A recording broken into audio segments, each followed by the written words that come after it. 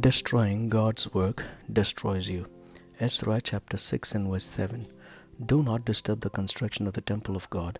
Let it be rebuilt on its original site, and do not hinder the governor of Judah and the elders of the Jews in their work. To build something is the hardest, while destruction is the easiest. The temple of Jerusalem was destroyed, and the Jews, under the leadership of Ezra and Nehemiah, decided to build it up. They had issues since the local governors hindered them from rebuilding. Nevertheless, God's work doesn't get disturbed, since God Himself will find ways to get it right.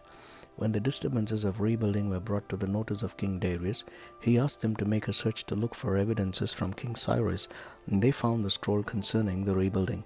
Therefore, when King Darius found the scroll at Ecbatana in the province of Media, he gave them permission and sent a decree stating that these governors must not interfere in the building process. Instead, they would have to provide them with necessary raw materials, and the taxes must be waived for them. He even declared the priests should be provided with sacrificial animals for their temple sacrifice.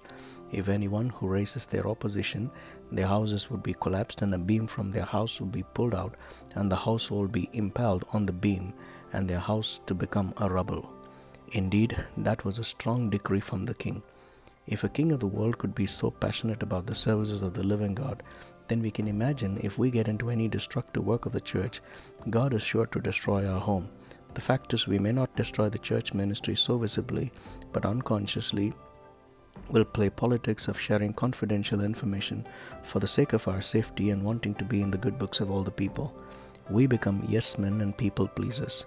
To such people as these, this text read in the book of Ezra is a warning. Destroying God's work destroys you. Amen.